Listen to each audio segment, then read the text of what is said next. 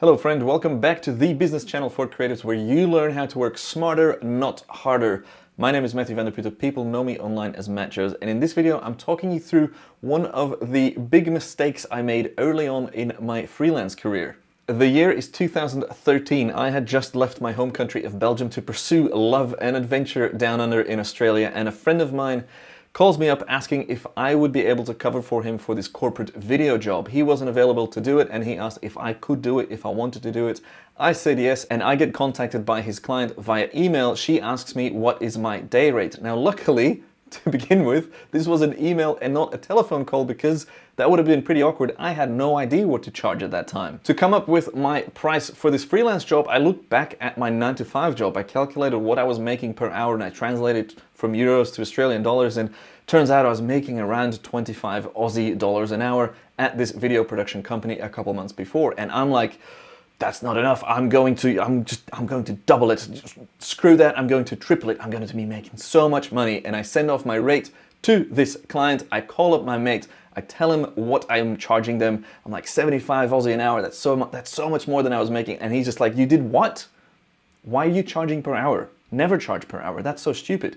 You either charge a full day rate or a half day rate, and the half day rate should be at least 60% of the full day rate, so that the client is more inclined to get you for a full day, because a half day will take up most of your day anyway. What he says sinks in. It makes so much sense, and I realize right then and there that I have so much more to learn, which luckily by now I have, which is what brings us to this channel. I'm teaching you, which is pretty much past me maybe in some cases, everything I've learned by now. But I also need some help from you, which is video suggestions, questions, whatever you're wondering about, whatever you need to know more of or you want to know more of, please let me know in the comments. We will be having separate playlists. In case you haven't realized by now, we have the passive income playlist. This will be the pricing playlist. We'll have clients, etc. But I need your input, so please help me out with that. Drop your suggestions in the comments down below. Now back to the story. The client ends up going with someone else. They probably thought that what I was charging was too little, which is a whole other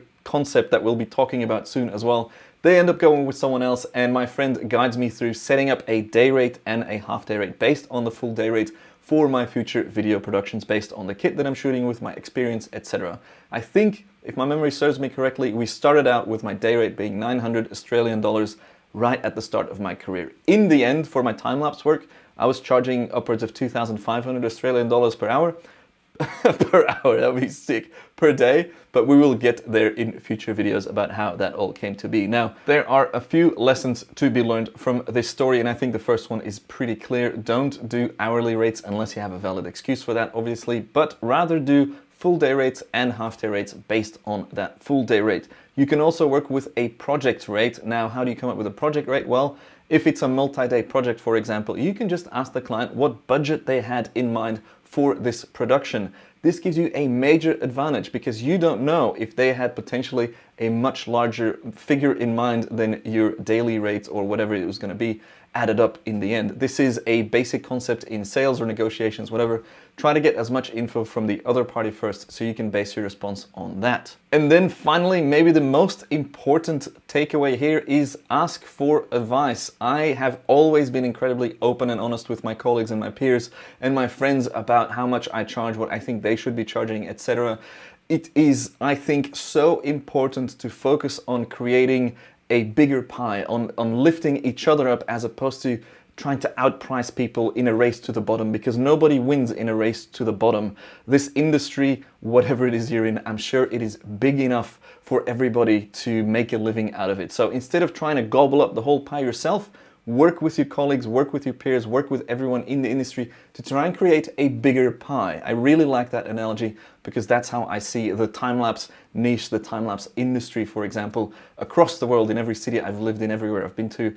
I see so many opportunities to create this into something bigger, as opposed to trying to collect all the work and all the money for myself. And that is pretty much what I have for you today. Please turn on post notifications if you haven't already. And if you would like to know more about my career, you can watch this video up here or to the side, where I explain how my time-lapse career came to be, who these people were that helped me out, etc. And if you want to have a shortcut to everything I know about passive income, I've got a nice little book here for you. It comes as a print book comes as an audiobook or as an ebook for your convenience. The link is down below. Thanks for being here, and I will hopefully see you on the next video.